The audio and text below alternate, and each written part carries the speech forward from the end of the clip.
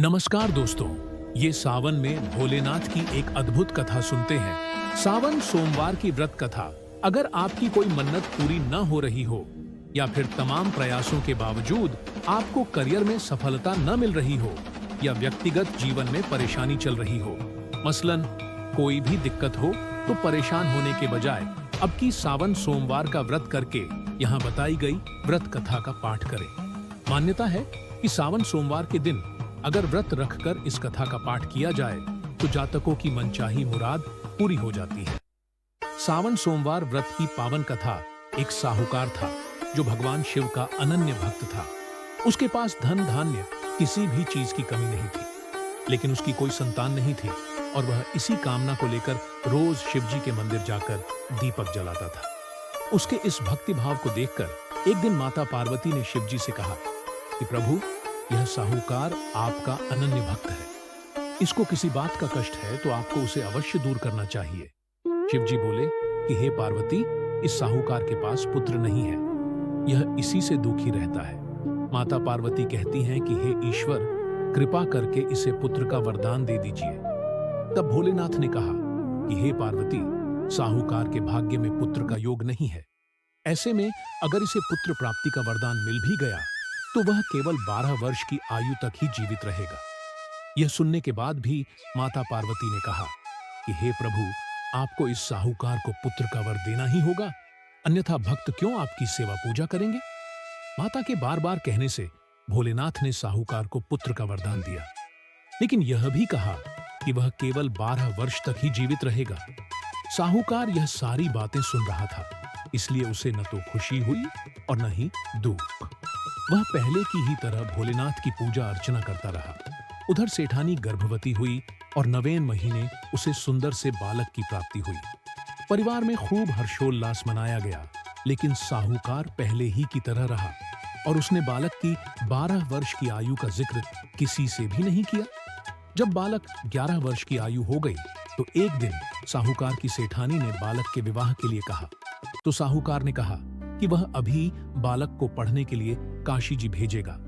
इसके बाद उसने बालक के मामा जी को बुलाया और कहा कि इसे काशी पढ़ने के लिए ले जाओ और रास्ते में जिस भी स्थान पर रुकना वहां यज्ञ करते और ब्राह्मणों को भोजन कराते हुए आगे बढ़ना। उन्होंने भी इसी तरह करते हुए जा रहे थे कि रास्ते में एक राजकुमारी का विवाह था। जिससे उसका विवाह होना था वह एक आंख से काना था। तो उसके पिता ने जब अति सुंदर साहूकार के बेटे को देखा तो उनके मन में आया कि क्यों न इसे ही घोड़ी पर बिठाकर शादी के सारे कार्य संपन्न करा लिए जाएं।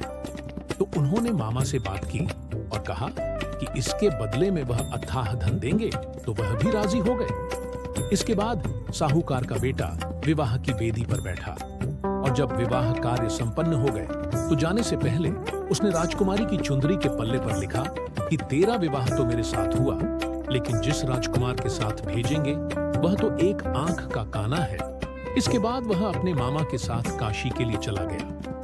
उधर जब राजकुमार ने अपनी चुनरी पर यह लिखा हुआ पाया तो उसने राजकुमार के साथ जाने से मना कर दिया। तो राजा ने भी अपनी पुत्री को बारात के साथ विदा नहीं किया। बारात वापस लौट गई। उधर मामा और भांजे काशी जी पहुंच गए थे। एक दिन जब मामा ने यज्ञ रचा रखा था और भांजा बहुत देर तक बाहर नहीं आया, तो मामा ने अंदर जाकर देखा तो भांजे के प्राण निकल चुके थे। वह बहुत परेशान हुए, लेकिन सोचा कि अभी रोना पीटना मचाया तो ब्राह्मण चले जाएंगे और यज्ञ का कार्य अधूरा रह जाएगा। जब यज्ञ संपन्न हुआ तो मामा ने रोना पीटना शुरू किया। उसी समय शिव पार्वती उधर से जा रहे थे तो माता पार्वती ने शिव जी से पूछा, हे प्रभु, ये कौन रो रहा है।